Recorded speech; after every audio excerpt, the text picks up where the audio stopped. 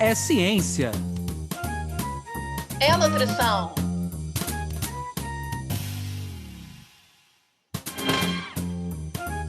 É nutrição É ciência. Ciência. da nutrição. Sejam todos bem-vindos pela ciência. Sejam todos bem-vindos pela nutrição. Meu nome é Anderson Teodoro. E eu me chamo Luana Aquino. Está no ar mais um episódio do podcast Ciência da Nutrição, que tem como principais objetivos levar para vocês aí de casa, da academia, do carro, do ônibus, informações novas, quentes e atualizadas sobre os principais temas da área da ciência da nutrição. Com esse bate-papo gostoso e também cheio de conteúdo científico, a gente espera estimular, promover mudanças de hábitos entre os nossos ouvintes, porque por aqui no podcast a gente sempre conversa que também nos ajuda essa prática semanal de fazer e de escutar o podcast. E, enfim, junto disso, a gente já quer agradecer aos nossos ouvintes que estão nos acompanhando, tanto por aqui quanto nas redes sociais, e lembrar para vocês que a gente está aí nesse finalzinho de pandemia, acompanhando indicadores, mas ainda, né, na dependência da internet. Então, qualquer questão de ruído que vocês percebam, a gente certamente já conta com a compreensão de vocês. Bem, pessoal, e hoje é um dia muito especial aqui no podcast Ciência da Nutrição. Inclusive, gostaria de deixar demarcado aqui para os nossos ouvintes a felicidade que nós da equipe estamos com essa temática de hoje, porque foi uma temática que rolou ali, né, marcações, @podcast Ciência da Nutrição, bombando no Instagram e pessoas pedindo, nos marcando nas notícias, não muito felizes, desafiadoras, mas querendo o olhar dos especialistas que são convidados no podcast Ciência da Nutrição para tratar desse tema de hoje, que é um tema que realmente está merecendo o olhar daqui da gente, né? E a gente está trazendo uma pessoa super especial. Então, sem maiores delongas, o tema de hoje será chás emagrecedores e saúde hepática. E para isso a gente vai trazer uma super especialista no tema de saúde hepática, que é a doutora Wilza Pérez. Vou ter o prazer de apresentá-la para vocês. A Wilza é professora associada do Instituto de Nutrição Josué de Castro, da UFRJ, doutora pela Clínica Médica Hepatologia pela UFRJ também, líder do Diretório de Pesquisa em Bioquímica Nutricional, coordenadora do Laboratório em Bioquímica Nutricional do Instituto de Nutrição Josué de Castro, bolsista em Produtividade em Pesquisa pelo CNPq, cientista do nosso estado, coordenadora do curso de especialização em terapia nutricional do adulto na UFRJ, coordenadora de nutrição do ambulatório multidisciplinar de fígado e autora do livro Nutrição e Doenças Hepáticas. Seja muito bem-vinda ao podcast Ciência da Nutrição, Wilza.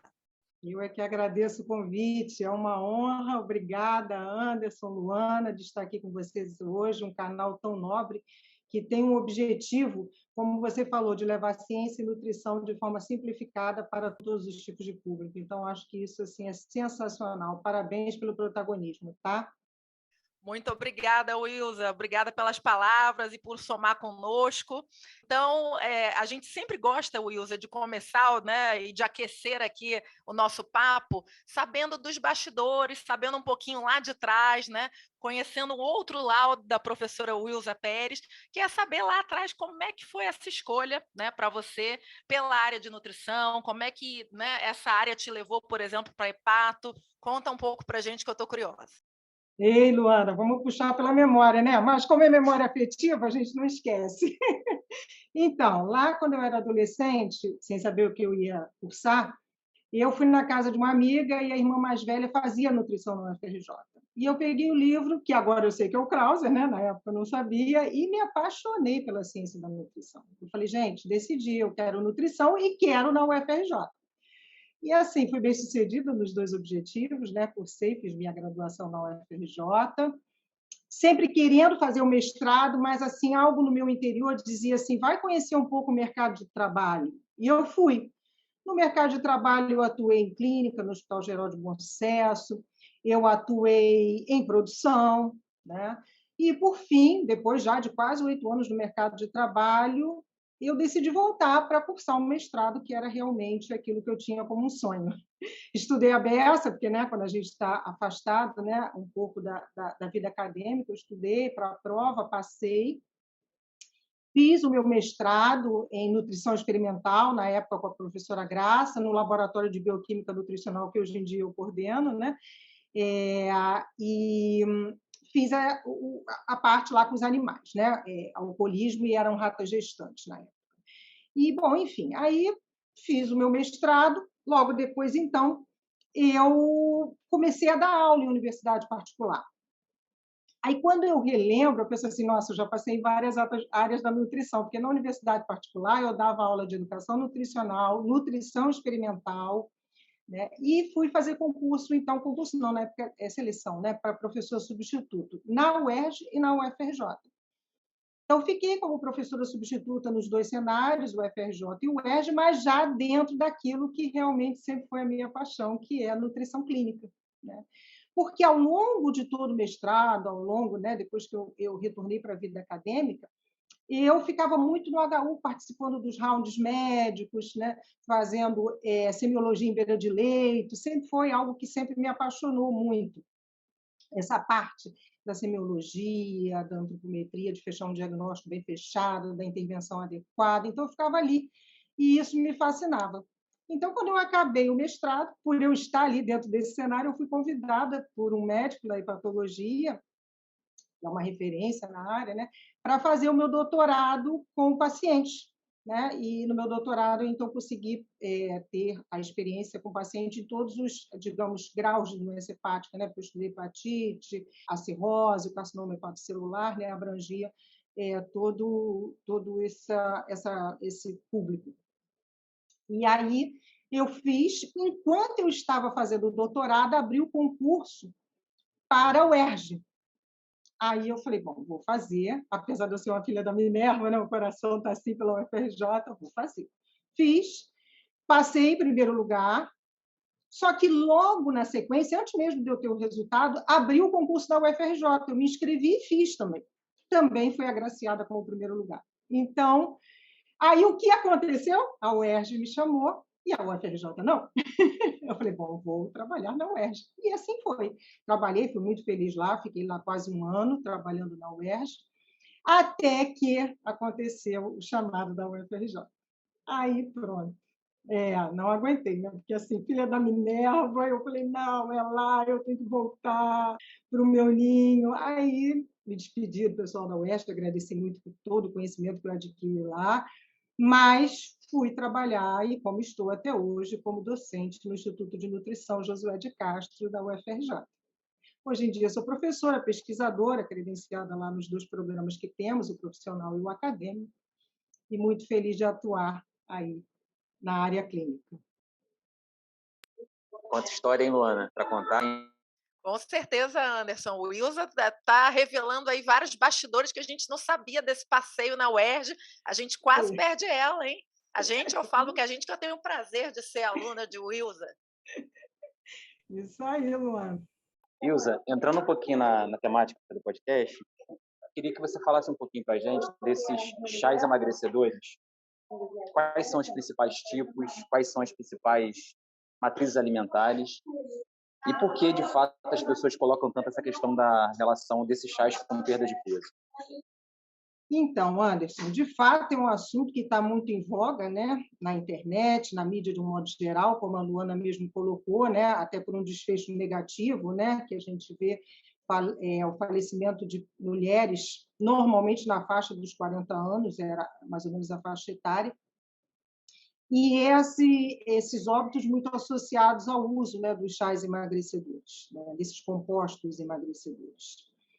E a gente, quando olha a causa do óbito, a gente vê que está fortemente relacionada a uma falência hepática e também, em muitos casos, associada a uma falência renal. Isso porque a gente tem ali o comprometimento de dois sistemas importantes. Um que é o filtro, que detoxifica, né, que é o fígado, e o outro que elimina a maior parte desses compostos, que é o rim. E aí, Anderson, falando um pouquinho dessa questão dos chás emagrecedores, eu acho que a gente tem que contextualizar o seguinte: A gente sabe que a obesidade, sobrepeso vem aumentando no Brasil e no mundo. A gente sabe do agravo que isso teve com a pandemia, né? Onde as pessoas aumentaram o consumo de alimentos calóricos, muitas vezes ultraprocessados, de álcool também, né? Porque existem vários estudos demonstrando isso. E se a gente associar esse cenário a essa busca desenfreada que as pessoas fazem por um corpo perfeito, por um corpo magro, que a gente sabe que a mídia vende isso, né?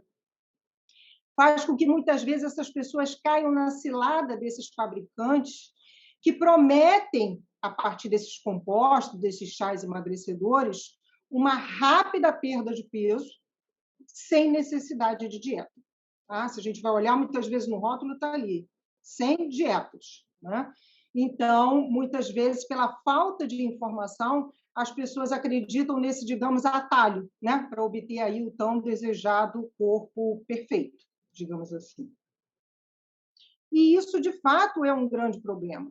Por quê? A gente tem que pensar da seguinte forma: tudo que a gente consome pela via oral vai para o nosso intestino, do nosso intestino vai cair na veia porta e vai ter aquele efeito de primeira passagem no fígado, né? E o fígado é a nossa central metabólica, gente. Ele é responsável por mais de 500 funções. Eu vou resgatar algumas só para a gente entender e contextualizar. Quer dizer, no metabolismo de carboidrato, é ele que mantém a nossa glicemia, a quantidade necessária de açúcar no sangue. Tá?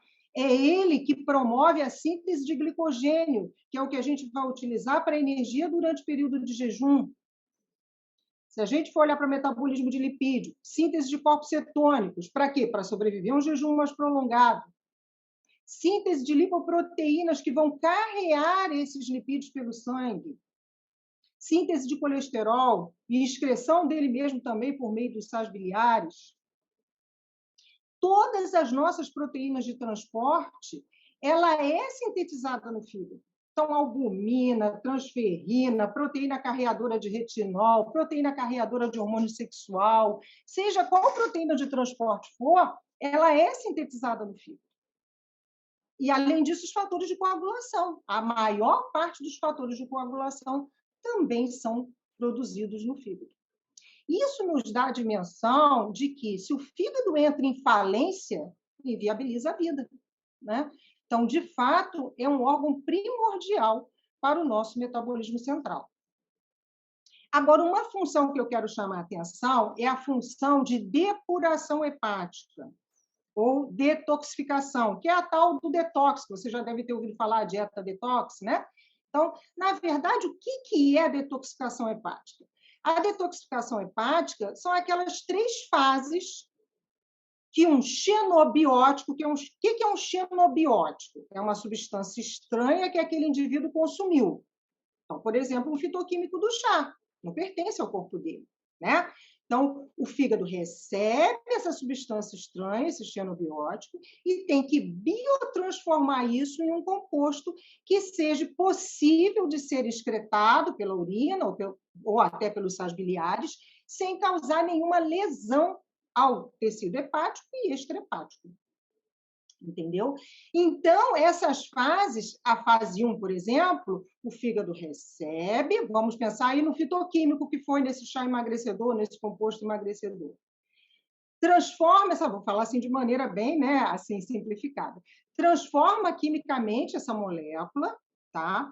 E aí, essa molécula, então, ela pode entrar na fase 2, que é uma fase de conjugação, onde ela vai ser conjugada a uma outra substância, a fim de torná-la mais hidrossolúvel, tá? E, consequentemente, mais fácil de ser excretada, como eu falei, normalmente pela urina. Temos também a fase 3, que é uma fase que é onde esse produto que foi conjugado, ele vai ser excretado, liberado para fora da célula, e normalmente são bombas de efluxo que fazem isso e que dependem de ATP, gastam energia, tá? Precisam de uma mitocôndria íntegra que funcione, que produza ATP, para elas funcionarem e jogar para fora esses metabólitos que foram conjugados para a excreção. Então, observem que são várias etapas que têm que estar funcionando para o organismo, entre aspas, se livrar desses compostos tóxicos. E qual a preocupação? A preocupação é que esses compostos, nesses chás emagrecedores, produtos emagrecedores, eles vêm com uma grande quantidade de ervas, né? E existe, por exemplo, teve um que foi associado, né, a uma morte recente, que está na mídia, que é o chamado composto 50 ervas. São 50 ervas, gente. Essas 50 ervas, elas, de fato, podem interagir entre si, né, e inibir alguma dessas etapas de detoxificação hepática. Uma outra coisa que eu quero chamar a atenção, a fase 1, que é essa que modifica quimicamente a molécula, muitas vezes ela torna o produto, depois que ela age, mais tóxico do que o seu precursor, do que o seu produto original. Ela aumenta a toxicidade. Isso acontece também quando é carcinógeno, aumenta, né, a reatividade do carcinógeno, mas, enfim, olhando aí para o chá emagrecedor, ela aumenta. Para isso, a gente precisa de uma fase 2, que é aquela fase que eu falei de conjugação, onde temos a glutationa, onde temos o ácido glicurônico ali presente para conjugar. Nós precisamos de uma fase 2 bastante atuante, em balanço com a fase 1, para evitar que esse produto que ficou mais tóxico fique dentro da célula e leve lesão a DNA, a RNA e as demais proteínas intracelulares. Mas qual é o detalhe? A fase 2 é dependente de compostos bioativos, de um estado nutricional de micronutrientes e de bioativos adequado. O que eu quero dizer com isso? Eu quero dizer que essa pessoa tem que fazer consumo regular de frutas, vegetais, que contenham os compostos fitoquímicos que vão aumentar a atividade de fase 2. Exemplo, selênio, que tem, por exemplo, né, na castanha do Pará, que vai aumentar a atividade de glutationa. Vitaminas antioxidantes, como vitamina A, C, E. Ácido elágico, que está ali na casca da uva, em outros alimentos. Os compostos crucíferos com os glucosinolatos, indol 3-carbinol, tudo isso aumentando a atividade de fase 2, fazendo com que, de fato, essa detoxificação aconteça de maneira compassada, fase 1 com fase 2 e fase 3, para poder, então, excretar aquele produto que seria tóxico, mas que foi biotransformado, digamos, em uma substância inerte, né, que não é mais tóxica ao organismo. Então, o que a gente pensa nesse cenário? Essas pessoas que fazem consumo, né, desses compostos emagrecedores, de um modo geral, têm uma dieta bastante restrita. Muitas vezes, ou na maior parte das vezes, né, não procuram um profissional de saúde, seja um nutricionista, um médico, né, não procuram, fazem por conta própria. E aí, dentro desse contexto, se preocupa muito com a caloria, né, e nós não somos em calorímetro, e não com o nutriente que está ingerindo. Então, tem uma alimentação, às vezes, restrita em compostos naturais, o que faz com que a fase 2 dessa pessoa, muitas vezes, não esteja agindo, né, funcionando, digamos assim, de maneira adequada para destoxificar completamente esses produtos tóxicos que vieram da metabolização desses chás emagrecedores. Então, isso é uma preocupação, né? Porque a gente tem aí uma maior chance de hepatotoxicidade dessa forma. Um outro fator que a gente também pensa é o seguinte: a literatura descreve outros fatores que diminuem a atividade de enzimas de fase 2, como, por exemplo, idade. Com o envelhecimento, quer dizer, como mais velha a pessoa vai ficando, reduz a atividade dessas enzimas de fase 2. Outra coisa, estado menopausal. A mulher, quando ela entra na menopausa, ela também tem uma menor atividade de enzimas de fase 2, como os estudos vêm mostrando, porque o estrogênio e a progesterona têm um papel regulador aí importante nessas enzimas. Outra questão, comprometimento hepático prévio. Às vezes a pessoa ela já está com aquele sobrepeso e obesidade e, digamos, ela traz uma esteatose hepática, que a gente sabe que é uma complicação metabólica decorrente do excesso de peso, decorrente da resistência à insulina, da lipogênese de novo, né, que é a formação de gordura no fígado a partir da glicose que ela come, muito carboidrato, né? Então, essa pessoa já tem uma esteatose, ou até uma esteatohepatite, que é um grau mais avançado, que já é o fígado inflamado pelo acúmulo de gordura. E aí ela faz uso desses chás emagrecedores. Claro que o fígado, quando ele tem algum grau de comprometimento, ou uma hepatite viral, digamos, ela pode ter, né, crônica, silenciosa, porque eu digo que o fígado, gente, é um órgão que ele sofre calado.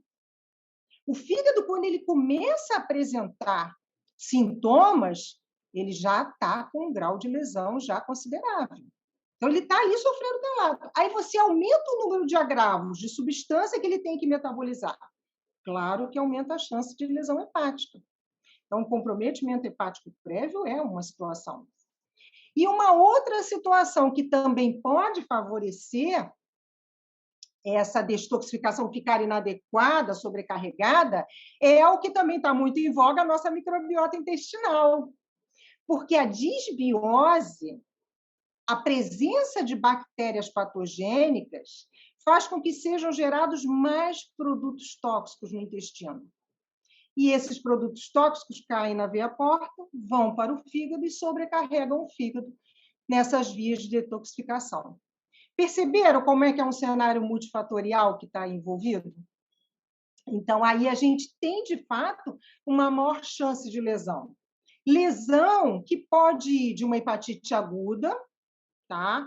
A uma hepatite colestática, que é uma hepatite que o indivíduo já não consegue mais liberar os sais biliares de dentro do fígado para a vesícula biliar. E a gente tem que considerar que os sais biliares são essenciais para a emulsificação e digestão de gordura lá no intestino, né? Quando a gente come gordura. Então, uma hepatite colestática, até uma hepatite fulminante, né?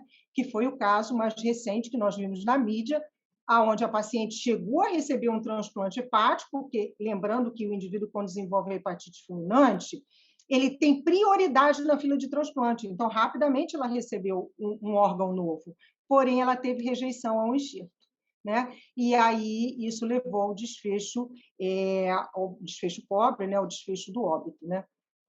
Então, a gente tem aí esse cenário, né, do fígado sendo responsável, então, por liberar essas substâncias.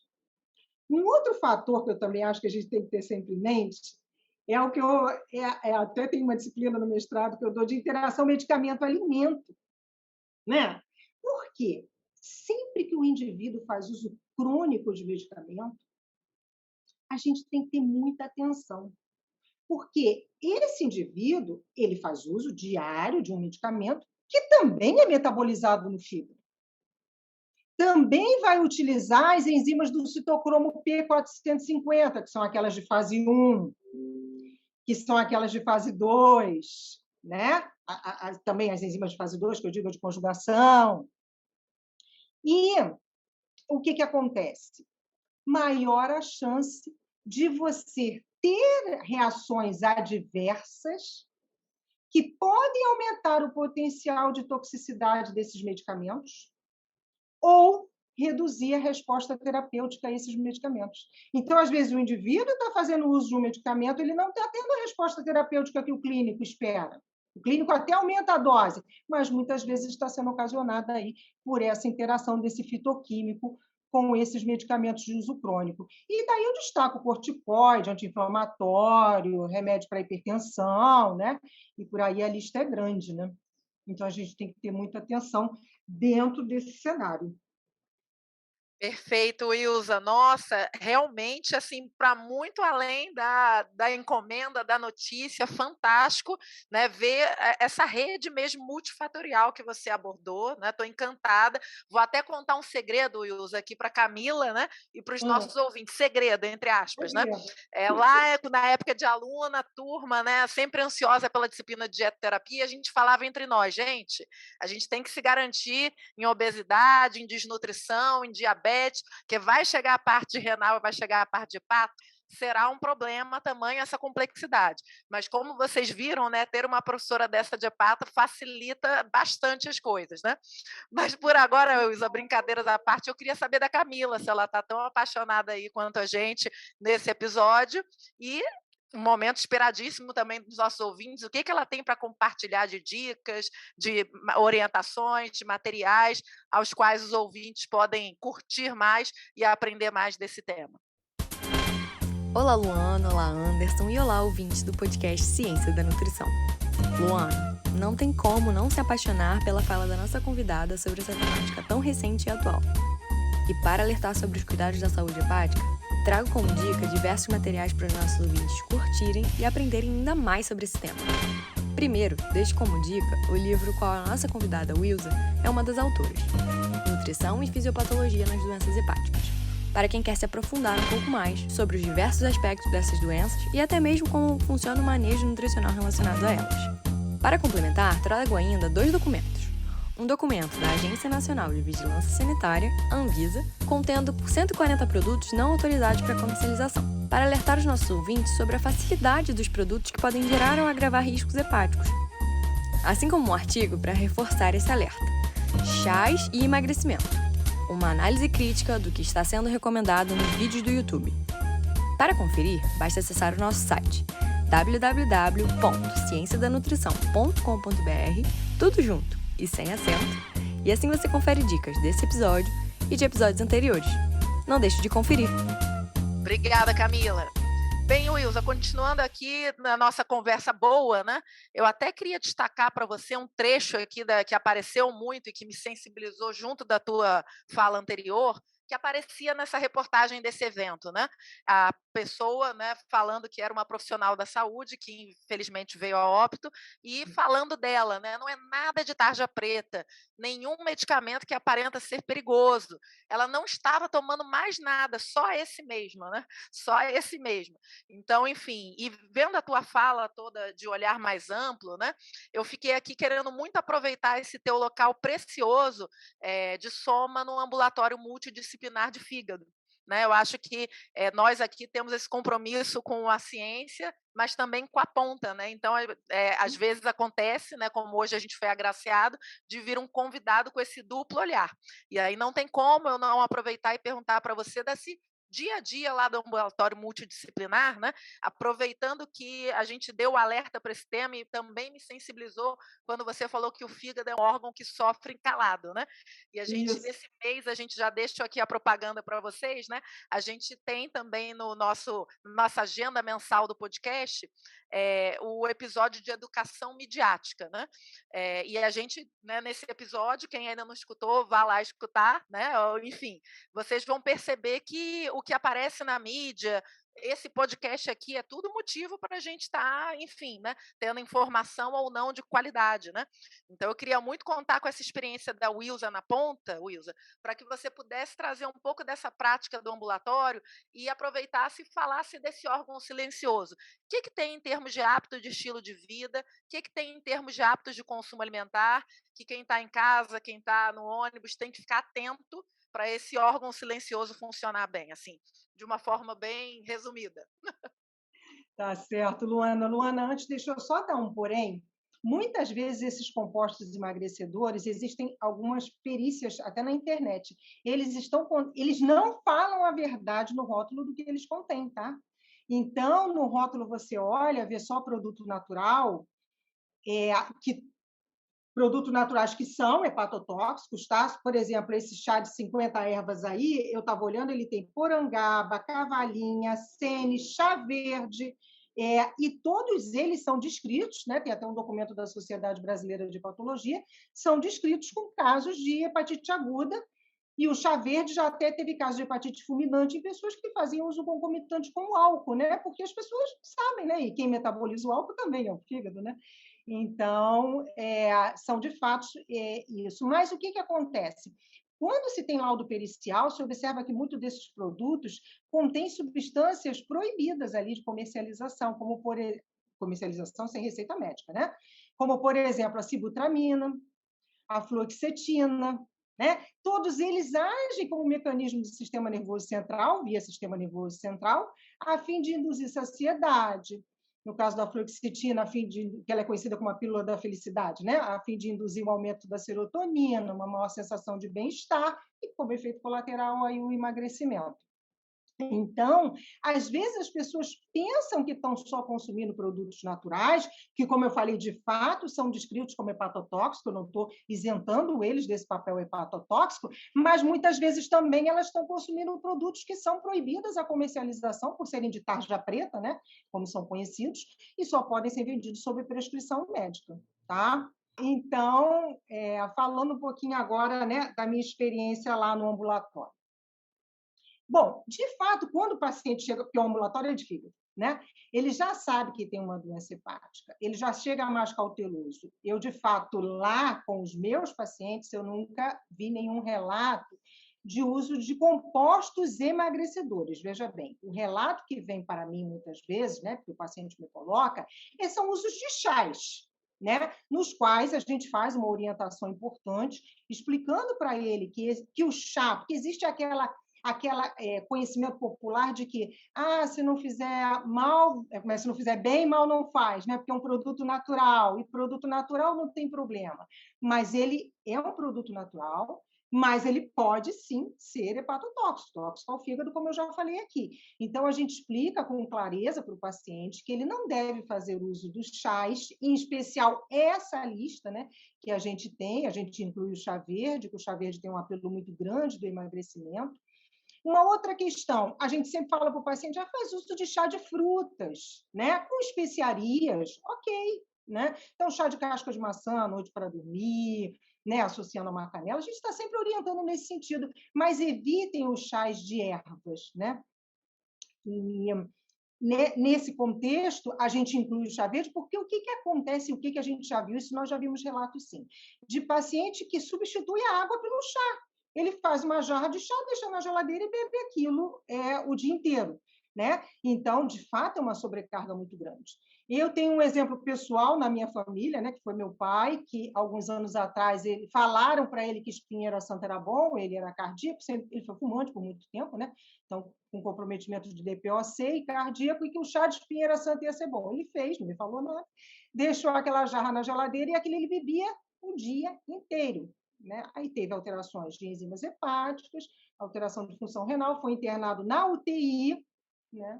E a gente, então, fechou, fora que ele fazia uso crônico de vários medicamentos, mostrando aí que, de fato, isso acontece. Agora, respondendo à tua pergunta, o que agride ao fígado, né? Isso que você quis colocar lá, o que a gente observa na nossa prática, Luana, demais. Consumo exacerbado de carboidrato. O paciente, ele às vezes está me esperando lá para ser atendido, daqui a pouco ele saca de dentro da bolsa um pacote de biscoito. E aquilo ele vai comendo, aquele comer, né, aquela fome emocional, aquela fome, ele não está prestando atenção no momento presente, ele está ali, come. Então, a gente trabalha muito esse cenário quando o paciente vem para a gente. Como é um ambulatório multidisciplinar, nós lá temos a sorte também de termos psicólogos, né? Profissional da atividade física, né? Que também dá orientações, e isso é muito enriquecedor para o paciente, ele vai abrindo a mente com relação a isso. E nós, da nutrição, estamos sempre trabalhando essa questão do comer compulsivo, né? Da fome hedônica, né? Trabalhando esses conceitos para que o paciente se perceba no seu momento presente, né? Estar no momento presente, né? Por que eu estou sendo levada a isso, né?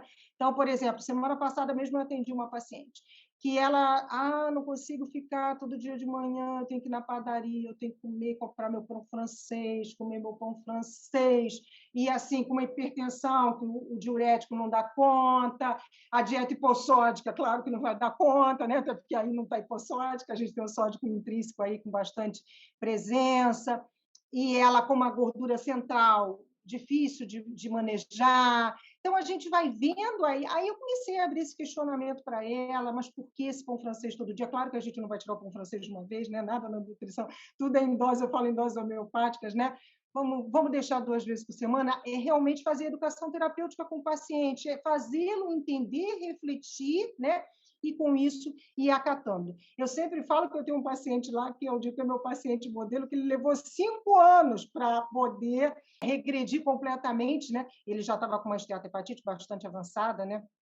Já em grau 4, quando fez o já em grau 3, perdão, no fibroscan, já em risco de cirrose, e no início ele até fugia das consultas de nutrição, às vezes a gente encontrava com ele no corredor, ué, acabou a consulta lá com o clínico, vem, não sei o quê, né? E era um paciente desanimado, né? Assim, que tinha várias questões. Por fim, ele está, já agora, 5 anos depois, né? Ele comia 5 pães francês.